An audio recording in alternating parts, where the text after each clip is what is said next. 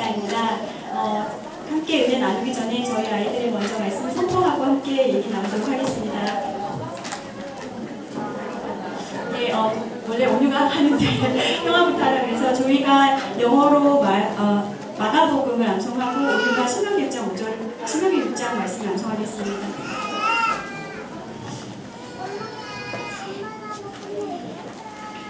Mark chapter 1 verse 1 to 45. The beginning of the gospel of Jesus Christ, the Son of God, is changed and the agenda for me. I was in the sky, the video of the video of the summer, for the first body, is the parent, the original place of practice of everything.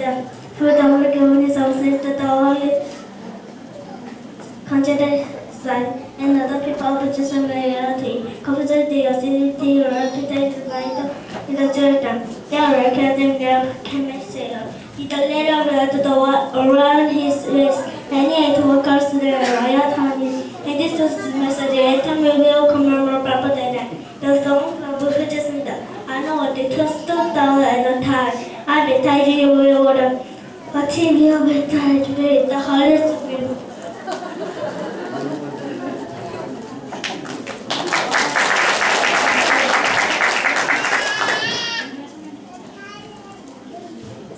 김만기 올장 타려보는 거래가려 맞아 이전에 저들 우리 하나님 영어를 우리 하나님 영어를 우리 너는 마음이 자고 젖을 자고 힘을 다하고 내 하나님 너를 찾아가라 오늘 내가 날짜 모아를 맞춰 너는 마음에 들고 내 자나에 우리 하나님 가르치는 집에 앉아서 댄디 일할까 댄디 도와줄 댄디 일은 댄디 말씀은 간단해 가지는 여기서 도가를 내주문에 매우 열어둬요. 배관에 붙여 풀어 잠궈도 문철주와 가운데 교칼들이나 희망이 요정 때 아프게 걸어 가지러 와서는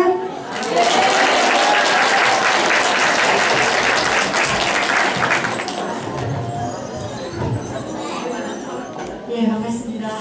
제가 기도하고 시작하겠습니다. 하나님 아버지, 이 귀한 은혜의 자리에 불러주신 것 너무나 감사를 드립니다. 하나님, 정말 사모하는 마음으로 이 자리에 참석하신 한 사람 한 사람을 붙들어주시고 하나님 귀한 가정 가운데 놀라운 말씀의 능력과 은혜로 붙잡아 주시옵소서.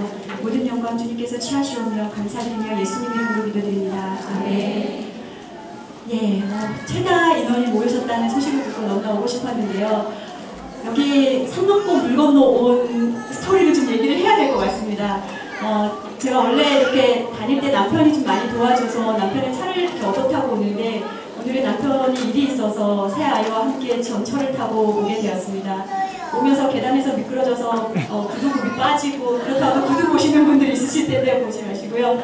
그리고 또 길을 네이버를 검색해서 왔는데 이렇게 출입구를 잘못 알려줘서 다른 동네에서 이렇게 헤매다가 또 개들에게 쫓겨가지고 아이들이 길거리에 서서 울고 또 남편에게 급히 전화해서 위치를 알려달라고 하고 동사무소에 도움을 받아서 정말 어렵게 이 자리에 왔습니다. 그런데 이렇게 은혜의 자리에 오는 자리는 꼭 방해하는 것들이 있더라고요. 하지만 우리가 믿음으로 나올 때 하나님께서 이렇게 선하게 제 시간에 맞게 인도해 주는 줄로 믿습니다. 그래서 이 자리가 참 은혜의 자리라고 생각이 되어지고요. 제가 오늘 함께 이렇게 와주신 제 귀한 동역자 박남준 부모님이라고 계시는데 이분이 없었다면 오늘 새 아이 다 짊어지고 혼자서 완전 끝내 볼 뻔했습니다. 그렇지만 하나님께서 또 이렇게 한 사람 한 사람 얼굴도 뵙게 해주시고 은혜의 시간으로 인도해 주실 줄 믿습니다.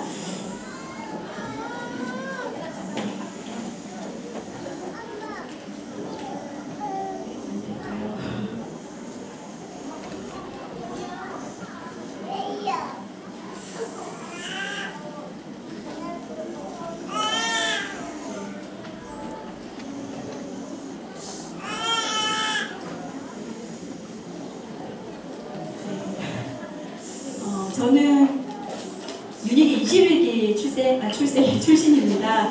그래서 그때는 저는 처음에 암송했던 아이가 조이 첫째 아들 7살이고요. 두 번째 암송했던 아이가 5살이지만 이제 만 3세인 43개월 된 둘째 아이 온이고요. 또 7개월 된 사랑이가 또 그 사이에 잉태로 태어나서 지금 뒤에서 저 장모님 이렇게 안아주고 계신데요. 이 아이가 16개월 되었을 때 여러분과 똑같은 심정으로 이 아이를 정말 말씀 안에서 잘 양육하고자 하는 그 마음으로 암송학교의 문을 두드리게 되었습니다. 그때는 정말 갈급하고 척박했던 내 마음이 한 줄기 빛을 만난 것처럼 정말 구원의 빛, 우리가 예수님을 붙들고 구원의 손길을 잡았던 것처럼 그렇게 예수님을 만나는 그러한 기분을 암송학교에 오게 되었습니다.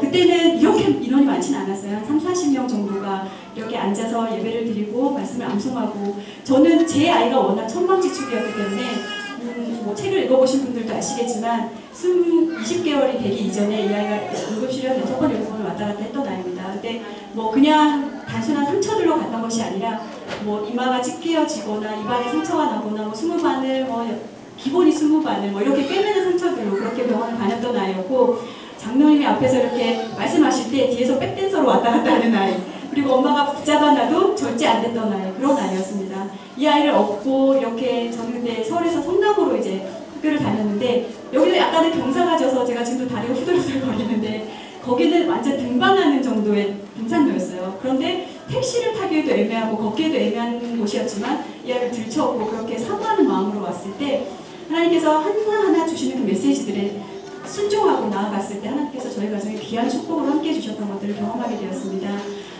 첫째 아이는 그냥 세상에 알려진 그러한 태교법도 아닌, 저만의 태교법도 아닌 그러한 태교로 아이를 출생했고, 감사하게도 사랑이와 온유는 제가 암속으로 체질이 되고 저희 가정이 체질이 되었을 때 이렇게 하나님께 선물로 주셨습니다. 이곳에 잉태하신 분들도 많이 와 있다는 소식을 접했는데요. 귀한 은혜의 시간이 되었으면 좋겠습니다. 이제 되는 거죠. 하나님께서 지금 우리에게 주신 엄마라는 사명이 있습니다. 그런데 이 엄마라는 이름, 이 타이틀을 우리가 사명으로 여기지 않는 것 같습니다. 저 역시 그랬었고, 결혼한 지 한 달 만에 물론 신혼을 즐기자 이런 마음도 있었지만 하나님의 뜻에 맡기자 그렇게 하고 아이를 주시기를 기도했지만 한 달 만에 주시리라고는 생각도 못했습니다. 그런데 하나님께서 이 아이를 주셨고 내가 엄마라는 이름으로 준비가 되어 있을 때 주셨으면 얼마나 좋았을까. 그런데 전혀 그런 준비 없이 그냥 정말 결혼하고, 그때는 제가 남편과 주말부로 5년 동안 떨어져 있었기 때문에 제 삶이 아주 각박해 있는 상태였고, 아이를 주셨을 때는 정말 이 아이를 데리고 어떻게 살아가야 될지 모르는 그러한 상황 가운데 있었고, 또 제가 저희 집에 생활고를 유지하고 있었어야만 하는 입장이었기 때문에 그때 당시 남편이 학생이었거든요. 그래서 그러한 여러 가지 상황들이 저를 너무 힘들게 하는 상황이었습니다. 그런데 그 상황 가운데서 엄마라는 이름조차도 너무나 힘들더라고요. 밖에서 사회생활을 했던 사람이 웬 집안에 갇혀서 아이를 양육해야 되는 것도 적응이 안 되었고, 예배의 시간이 되면 맨 앞자리에서 예배를 드렸어야 하는 내가 잠옷이라는 공간에 들어가서 예배를 드려야 한다는 것 자체가 너무나 분통하고 원통하고, 남편은 자유롭게 안에 가서 은혜 받고 난 여기서 뭐라, 이렇게 원망의 뿌리가 쌓이고 정말 엄마라는 이름이 싫었던 그 시기였던 것 같습니다. 그런데 이 암송이라는 말씀을 하나하나 내 마음에 새기고 내 자녀에게 부지런히 가르치기 시작하셨을 때 하나님께서는 이것이 단순히 엄마라는 이름이 너에게 주어진 것이 아니라 하나님께서 사명자로, 제사장으로 그렇게 너에게 불러주셨다라는 그런 것들을 알게 해주셨습니다. 자녀의 모든 책임은 학교에 있는 것이 아니고, 유치원에 있는 것이 아니고, 교회에 있는 것이 아니고, 전적인 책임은 부모에 있습니다. 이 말씀으로 양육하는 것조차도 하나님께서 부모에 의지해 주셨지, 아이가 싫다고 해서 하고 싶어서 하는 것이 아니라 엄마의 의지, 아빠의 의지, 부모님의 의지에 따라서 말씀 암송 교육이 이루어져야 된다고 생각이 되어집니다. 우리가 사명자라는 이름, 우리가 전도를 하거나 선교를 나가거나 이런 분들도 다 사명자라고 얘기를 하죠. 그런데 우리가 가정이라는 이름 앞에 엄마가 사명자라는 생각을 할 때 우리가 이 아이들을 주위의 교훈과 훈계로 양육하는 이 모든 것이 그냥 일반적으로 이루어지는 것이 아니라 하나님께서 나에게 주어주신 소명이고 사명이라는 것들을 우리가 알게 되는 것을 믿습니다.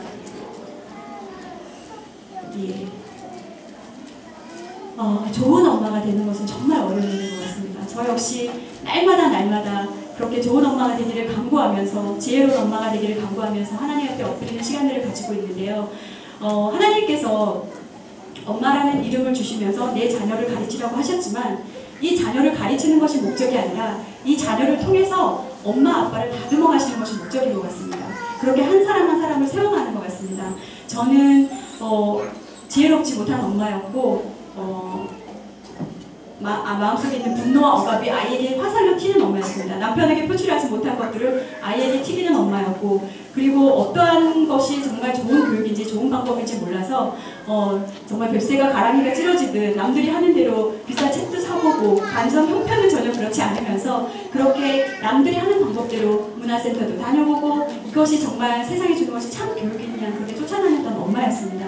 하지만 말씀을 통해서 그것이 다가 아닌 것을 알게 되면서 말씀 안에서 그런 엄마의 모습들, 엄마도 죄인이고 저는 제가 큰 죄인이라고 생각하고 저희 아이들이 작은 죄인이라고 얘기를 합니다. 이 큰 죄인이 어떻게 작은 죄인을 이끌어 나갈 수 있겠습니까? 같은 죄인인데. 하지만 이 죄인과 죄인이 손을 잡고 예수님 앞으로 나아갈 때에 우리가 그 예수님께서 우리 가운데 빛으로 행해 주시고 우리 죄악들을 사해 주시는 것처럼 이 엄마인 내가 아이들을 좀 더 지혜롭게 그렇게 이 작은 죄인을 이렇게 끌고 나갈 수 있는 빛 가운데로 데리고 갈 수 있는 그런 사람으로 준비되어져야 된다고 생각이 되었는데요. 가장 중요한 것은 엄마의 영적 상태라고 생각이 되었습니다. 저 역시 육체가 피곤하거나 이 영적 상태가 고갈되어 있으면 어투부터 달라집니다. 엄마 이렇게 했어요? 그런데 그래서 해? 알아서 해. 이렇게 톤이 달라져요. 그런데 내가 영적으로 충만하거나 기분이 또 좋거나 그리고 육체적으로 건강할 때는 그래? 그렇게 할까? 이렇게 업되죠. 그런데 이러한 것들이 하늘로부터 오는 공급을 받지 못하면 엄마가 늘 영적으로 침체되어 있을 수밖에 없기 때문에 가정 가운데 흐르는 이런 영적 침체를 계속해서 경험해야 되는 것 같습니다. 그래서 날마다 하나님께 정말 하늘로 오는 고인물은 정말 썩게 마련이지만 흐르는 물은 썩지 않죠. 항상 신선한 물이 되는 것처럼 엄마가 하늘로부터 오는 공급으로 지혜를 충족받고 이 지혜를 아이들에게 흘려보낼 때 하나님께서는 놀라운 은혜로 함께해 주시리라고 믿습니다. 두 번째로 지혜로운 엄마는요. 남편의 권위에 순종하는 엄마입니다. 이렇게 얘기할 때 다들 남편의 권위에 순종 이렇게 이제 약간 이렇게 번개를 맞으실 것 같아요. 저 역시 얼굴에서 풍겨지듯이 정말 남편을 존경할 줄 모르고 공경할 줄 모르는 사람이었습니다. 남편이 무슨 말을 하면 그거는 당신의 생각이고 내 생각은 달라. 남편이 어떤 행동의 수정을 원하면 그거는 당신의 생각이고 이 행동이 수정을 옮겨지기까지 정말 많은 시간들이 거쳤고 제가 자존심을 버리면 지는 거라고 생각했고 약간의 말다툼이 있어도 항상 남편이 먼저 와서 말을 걸어주기를 바랬던 아주 교만하고 나쁜 여자였습니다. 그런데 말씀을 암송하고 아이들에게 순종을 요구하면서 하나님께서 우리 가정 가운데 세워주신 질서에 대해서 생각해보게 되었습니다. 하나님께서는 에베소서 5장 말씀을 통해서 피차 그리스도 안에서 복종하라는 말씀을 해주십니다. 그런데 그 그리스도 안에서 복종하는 것에는 세 가지가 있는데 첫 번째는 아내가 남편에게 복종하는 것이고요. 두 번째는 자식이 부모에게 복종하는 것이고요. 세 번째는 종이 상전에게 복종하는 것이 나옵니다. 왜 이것이 진리가 아니라면 왜 하나님께서 굳이 성경에 써놓으셨을까요? 복종하라고. 복종의 의미는 내가 하고 싶으면 순종하고 하기 싫으면 순종하지 않는 것이 아니라 무조건 하는 것이 복종입니다. 종이 상전에게. 상전이 종에게 물 떠와라 하려면 지금 말고 나중에 떠올게요. 이렇게 얘기하는 종이 없죠. 예 하고 얼른 떠오는 것처럼 아내도 남편에게 무조건 복종해야 되는 그런 것이 하나님께서 말씀해 주셨는데 이러한 질서는 남편을 통해서 하나님 우리의 교회 머리 되시는 그리스도께서 남편에게 부어주시고 축복을 통해 아내와 자녀에게 흘려보내주시는 것들을 무한하게 경험하게 되었습니다. 저는 제가 지고 들어가면 남편만 권위적인 사람이 되지 않을까 고민했었어요. 그런데 제가 남편에게 순종하고 그 말을 즉각 내 의견과 달라도 그 자리에서 그저께 순종하고 나아갔을 때 남편이 오히려 나를 섬겨주고 더 이렇게 높여주는 것들을 보면서 이것이 그리스도 안에서 하나님이 원하시는 모습이구나. 각 가정 가운데 그렇게 아내가 남편에게 순종하는 모습들을 보여줄 때 아이들도 동일하게 부모를 순종하는 사람들이 되어지는 것 같습니다. 특히 이제 엄마들과 암송을 시작하는 아이들은요, 엄마가 1등이라고 생각해요. 그래서 저 역시 제가 어떤 말들을 했을 때 혹은 그러면 즉각적으로 이루어지만 아빠가 뭐라고 얘기했을 때는 엄마 아빠가 지금 이거 하라고 했는데 한번 해요? 이렇게 한 번 더 물어보는 거죠. 그거는 엄마가 1등이 아니라 아빠가 1등이란, 아빠가 1등이 아니라 엄마가 1등이라는 얘기거든요. 하지만 가정에서 세워주신 하나님의 질서는 엄마 위에 아빠가 계신 거기 때문에 아빠가 말씀하시면 무조건 맞아. 그것이 진리야. 이렇게 얘기를 해주는 것이 그렇게 본 모습으로 보여줬을 때 아이들이 가정 가운데 세워주신 질서를 보고 우리 가정에 이런 하나님의 축복들을 또 누리게 되는 것 같습니다. 그리고 또 지혜로운 엄마는 뭐 삶으로 보여주는 것이죠. 예배의 삶, 기도의 삶, 엄마가 누구를 신뢰하고 있는지, 누구를 의지하고 있는지, 누구에게 기도하고 있는지, 그렇게 한 사람 한 사람 기도하는 모습들, 예배하는 모습들, 이것이 예배 드려라, 기도 드려라 하는 모습들보다 그렇게 하나님 앞에 나아가는 모습을 통해서 우리 엄마는 누구를 의지하는가, 우리 가정의 주인은 누구인가, 그래서 우리 가정이 여호와만 섬기는 가정인가, 이런 것들을 아이들의 삶을 통해서 알게 되는 것 같습니다. 예, 이제 암송을 지금 시작하셨죠. 오늘 이제 2, 3주차 되신 걸로 알고 있는데요. 암송 여러분은 하나님을 만나신 적이 있습니까? 문 앞에서 만나신 적 있으신가요? 혹은 하나님의 음성을 귀로 직접 들으신 적이 있으신가요? 우리가 유일하게 하나님을 만날 수 있는 통로는 말씀입니다. 이 성경 암송인데요. 성경인데요. 이것은 그 안에 하나님이 우리에게 말씀하시고자 하는 모든 것들이 다 들어있고 거기서 우리에게 주시고자 하는 메시지가 다 있는데 이것을 우리가 마음에 새긴다는 것 자체가 우리가 성령님과 늘 동행하는 것이고 말씀이신 하나님과 이렇게 늘 동행하게 되는 것이라고 생각이 들었습니다. 그런데 이것에 있어서 우리가 많이 범하는 오류는 처음에 아이에게 너무 많은 것을 먹이고자 하는 욕심, 또 여기에도 거룩한 욕심을 가장한 인간적인 욕심이 들어갑니다. 그래서 완벽하기를 원하고 많은 양을 먹기를 원하고 많은 양을 먹으면 체하죠. 체하기 마련이고 또 급하게 먹는 아이는 실증나기 마련이고 저 역시 처음에 암송을 접하고 또래 아이들과 이렇게 지금 모둠을 하시잖아요. 근데 저희들도 저희 모둠하는 분들과 이렇게 왕클럽을 결성해서 2년 동안을 이렇게 매주 한 번씩 만나서 예배를 드리고 함께 암송을 유지해갔던 모임이 있었습니다. 그런데 그 모임 가운데 다 또래였어요. 저희와 비슷한 또래였는데 저희가 제일 암송을 못하는 거예요. 말도 느렸지만 그럴 때마다 괜히 속상하고 만나면 속상하고 쟤는 저만큼 했는데 얘는 뭐야 이런 마음들, 인간적인 마음들이 생기기 시작하고 쟤는 지금 몇 절 했다는데 우리 저렇게 빨리 해야 되는 거 아니야? 애를 이렇게 쥐잡듯 잡게 되고 토시 하나는 틀리는 것에 흥분하게 되고 이런 것들에 대해서 하나님이 기뻐하시지 않는 것들을 이게 산을 좀 많이 넘어야 되더라고요. 저도 몇 번을 산을 넘었는데 정말 인정해주고 느리더라도 그 아이를 인정해주는 것 그런 것들이 필요한데요. 먼저 말씀을 심어야 되는 이유에 대해서 좀 나누고 싶은데요. 장로님께서 주옥 같은 말씀들을 많이 해주셨지만 제가 말씀을 심어야 됐던 이유에 대해서 하나님께서 알려주셨던 것들은 제일 먼저 우리가 신명기 6절 암송했던 것처럼 먼저 살아계신 하나님의 말씀입니다. 태초에 말씀이 계시니라 이 말씀이 하나님과 함께 계셨으니 이 말씀은 곧 하나님이시라. 하나님이신 말씀을 내가 가지는 것, 내가 하나님과 동행하는 것, 이것이 정말 삶의 모든 것이 될 수 있구나. 그래서 말씀을 심어야 되는 거라는 알게 되었고, 두 번째는 내 자녀, 너는 그것을 내 마음에 새기고 내 자녀에게 부지런히 가르치며 이것은 명령이구나. 내가 다른 말씀을 지키지 못하더라도 나에게 주신 이 말씀만을 지켜보자. 그래서 심게 되었고요. 세 번째는 말씀에 능력이 있다는 것을 알게 해주셨습니다. 이거 능력이 있는 말씀에 대해서는 저희가 반증을 좀 해야 될 것 같습니다. 사랑이를 잉태하기 이전에 제가 그렇게 셋째를 주시기를 기도하고 하나님께 메어 달린 기간들이 있었는데 아니 요즘처럼 안 낳겠다는 시대에 왔는데 이렇게 낳겠다는데 하나님 왜 안 주시나요? 이렇게 때를 부렸던 시절이 있었습니다. 그런데 제가 남편과 이렇게 주말적으로 있게 되었고 이제 일주일에 한두 번 남편을 만나게 될 수 있는 시간이었는데 한 달마다 찾아오는 저의 모르는 복통이 제 가운데 있었어요. 그런데 제가 이제 변비가 좀 있어서 이것이 그냥 가스가 차서 그런가 보다 그냥 아무렇지 않게 흘려보냈었는데 어느 순간 참을 수 없는 복통 때문에 이제 새벽에 남편에게 전화를 했는데 남편이 이제 119를 불러주겠다고. 그런데 이제 거기서 돌아온 말은 119에서 아이들은 봐줄 수 없다는 거예요. 그래서 두 아이 때문에 제가 119를 갈 수 없고 진통제를 3알 먹고 참았었습니다. 그리고 다음날 이제 남편이 급하게 와서 제 손을 이끌고 병원을 가게 되었는데 뜻밖의 저는 내과를 찾아서 장 쪽에 문제가 있을 줄 알고 갔었는데 뜻밖의 자궁에 근종이 있는 것이 발견되었습니다. 달걀 노른자 정도만한 3.5cm 정도의 근종이었는데요.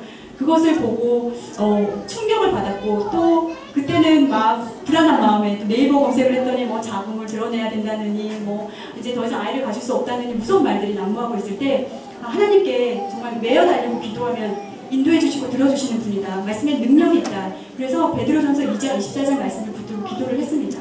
배에다 손을 넣고 하나님 치료해 주시기를. 그때가 2년 전 고난주간이었던 것 같아요. 그렇게 하나님께 기도하고 말씀으로 듣고 소포를 했는데 어떻게 됐을 것 같아요? 치료해 주셨을까요? 수술 없이 아래로 쏟아져 나오는 은혜를 주셨습니다. 너무 놀랐어요. 이렇게 새벽 예배를 위해서 일어났는데 아래로 이렇게 아이를 낳아보신 분들은 다 아시죠? 타방 빠지는 느낌이라고 하는 느낌이 있어요. 그렇게 아래로 쏟아져 나오고 그것이 막 상간증거리가 되어서 제가 서는 곳마다 이렇게 얘기를 하는데 말씀에 능력이 있습니다.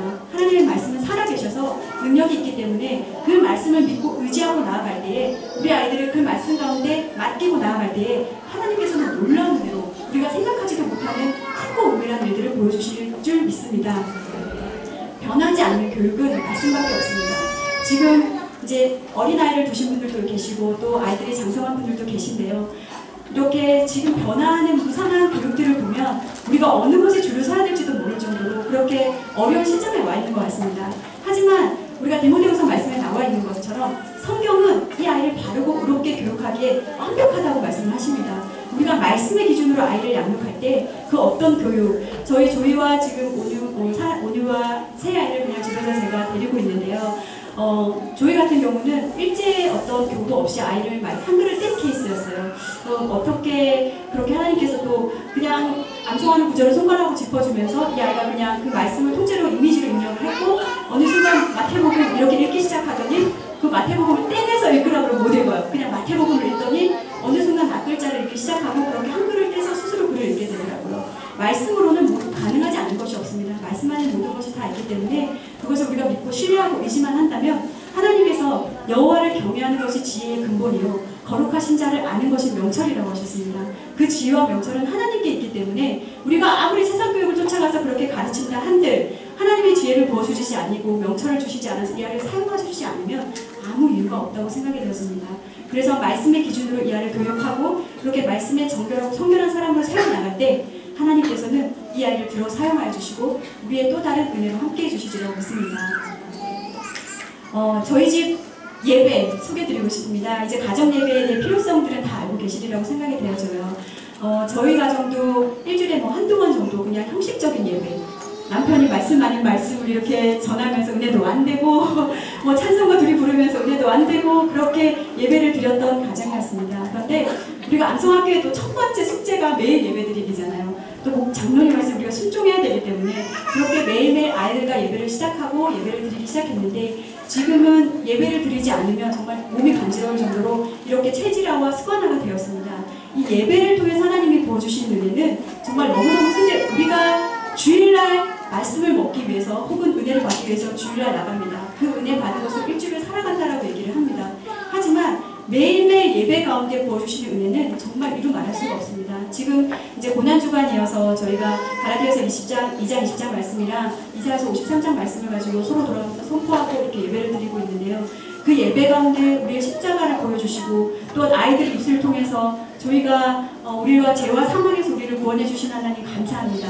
또 우리를 위해서 십자가에 대속해 주신 하나님 감사합니다. 이렇게 기도를 하는 모습들을 보면서 어린아이들과 젊은이들의 입으로 권능을 세워주시는 그 하나님을 만나볼 수 있게 되었는데요. 매일매일 예배를 놓치지 않으셨으면 좋겠습니다. 그 이유는 예배는 예배를 통해서 우리를 회복시켜 주시는 우리가 예배 가운데 임하는 은혜가 너무나 많잖아요. 가정 가운데 죄악이 물러나고 우리를 틈탈 수 있는 모든 것들이 무너지고 매일매일 새로 부어주시는 은혜가 있고 또 가족이 하나 될 수 있고 요즘의 세대는 흩어지는 세대래요. 그래서 모이는 시간은 TV 보는 시간고 잠깐이고 각자의 방으로 들어가서 각자의 일을 하고 무슨 생각을 하는지 어떻게 살아가는지 그렇게 흩어지는 세대라고 합니다. 하지만 우리의 크리스찬들은 모여야 합니다. 성경에도 나와 있잖아요. 모이기에 힘쓰라고. 그렇게 모여서 예배하고 얼굴을 마주보고 대화를 하고 서로를 위해서 기도하고 축복하고 이러한 시간들을 거쳐 나간다면 하나님께서 각 가정 가운데 부어주신 은혜가 이루 말할 수 없는 축복으로 다가오게 되는 일이라고 믿습니다. 예배는 저희는 아이들을 어릴 때부터 예배자로 훈련시키기 위해서 모든 예배는 함께 동행하고 있습니다. 요즘에 너희들 예배 방해되니까 나가서 놀아라 이런 얘기들 많이 듣잖아요. 하지만 이 아이들도 예배자이기 때문에 이 아이들도 예배당으로 들어와야 하고 함께 예배드려야 하는 것입니다. 그래서 이 아이들을 저희는 새벽 예배부터 수요 예배 할 수 있는 모든 예배를 다 같이 동참을 합니다. 왜냐하면 그때그때마다 예배를 통해 주시는 은혜가 다르기 때문에 그렇게 어릴 때부터 예배자로 서 있어 하기를 원하면서 그렇게 함께 예배를 드리고 있는데요. 저희 가정 예배를 먼저 소개해 드릴게요. 먼저 찬양을 합니다. hum송, 맘송을 부르고 또 아이들이 원하면 이렇게 다른 찬양들도 하는데 이때는 자 430장 암송 찬양하자 이렇게 무거운 분위기로 하시지 마시고 아이들의 눈높이에 맞춰서 저희 아이들 같은 경우는 비파와 소금으로 찬양할 때도 있어요. 기타 치면서 드럼을 치기도 하고 백댄서가 돼서 춤을 추기도 하고 그렇게 예배가 하나님께 드려지는 기쁘고 즐거운 제사인 것을 아이들이 알게끔 그렇게 찬양을 하고요. 그리고 기도를 하는데 기도는 엄마 아빠가 하지 않습니다. 아이들이 꼭 먼저 대표 기도를 시킵니다. 그래서 정말 풍성한 것은 43개월 된 오듀이지만 하나님 이 시간 우리가 예배드립니다. 어저께 예배드릴 때는 하나님 마른 나무에서 싹이 났네요. 이렇게 이제 얘기하듯이 싹이 났네요. 예뻤어요. 우리 이 시간 예배드려요. 성령 충만하게 해주세요. 이런 고백들을 예배 시간에 자기가 하는 걸 보면서 창조주신 하나님을 알게 되고 또 예배를 가운데 임하신 하나님에 대해서 기뻐하는 모습들, 그렇게 기쁜 모습을 하나님께 기도를 드리고요. 그리고 나면 이사야 43장 1절 말씀을 먼저 선포합니다. 엄마 아빠 다 들어가요. 엄마야 아빠야 조이야 우리야 사랑아 너를 창조해주신 여호와께서 이제 말씀하시느니라.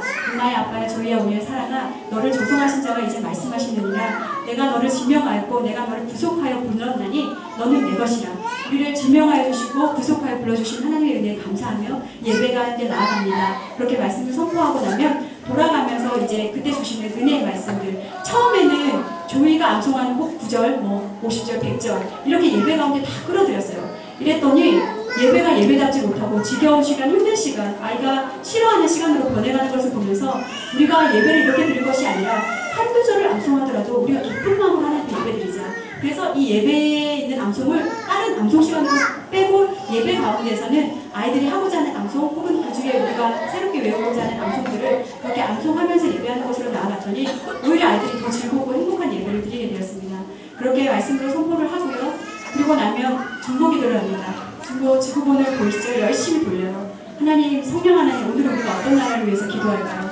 그럼 이렇게 꼭 찍어요. 그래서 오늘은 북한, 오늘은 남아프리카, 어디 브라질 이렇게 돌리면서 기도를 하는데 감사한 것은 아이들이 그 나라를 진심으로 푹푹 기도하는 것을 보았습니다.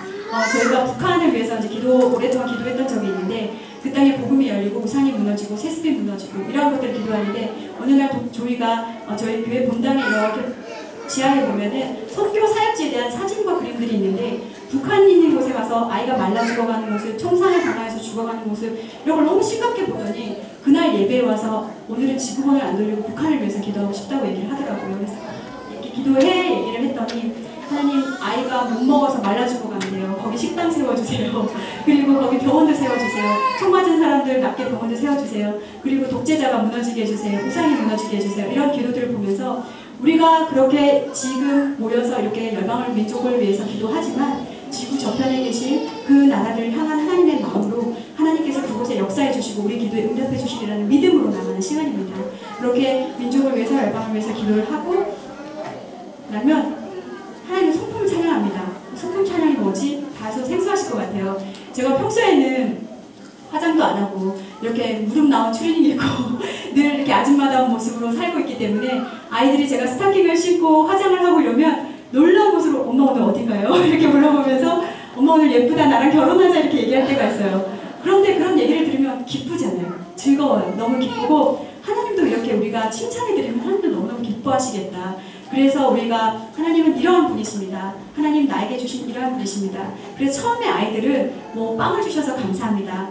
그러한 하나님을 찬양합니다. 책을 주신 하나님을 찬양합니다.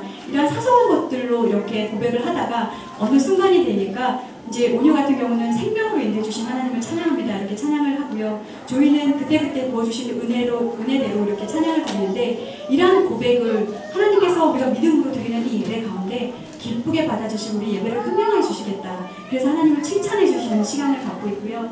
마지막엔 하나님의 영광의 박수 배우셨죠? 머리 위로 우리 예배를 받아주십시오. 이렇게 예배를 드립니다. 그렇게 예배를 드리는 이유는 하나님께서는 예배하는 사람을 찾으신다고 하셨습니다.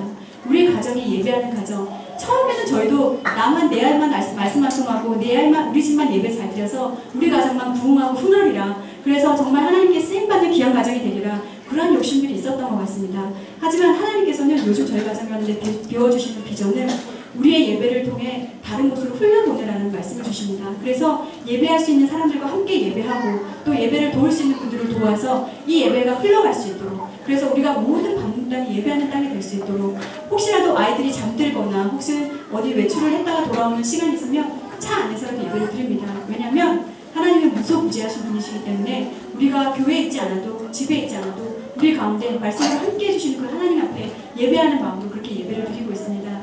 예배의 끈을 놓치지 않으셨으면 합니다. 이제 그걸 아셨다면 내 가정 가운데 실천으로 옮기셔서 실천할 때 응답이 오더라고요. 그래서 그렇게 사모하는 걸 영혼으로 나아가시면 그 영혼 가운데 만족을 주시는 분은 하나님이십니다. 그렇게 예배 가운데 임하시는 여러분이 되셨으면 합니다. 작은 제자로 살아가는 것, 저도 예수님의 제자라고 얘기를 하지만 정말 부끄러운 삶을 살고 있고 말씀대로 살아가지 못하는 제 모습에 날마다 눈물을 지을 수밖에 없는 것 같습니다. 하지만 어릴 때부터 말씀 가운데 지금 여기에 내 아이들이 혹은 태 속에 있는 내 아이가 정말 하나님의 사람이 되기를 원하면서 나오셨으리라고 생각이 되어집니다. 그런데 이것에 대해서 많은 엄마들이 놓치고 있는 부분들이 있는 것이 세상의 영성은 스물스물 우리가 노력하지 않아도 가져오는 것이 세상의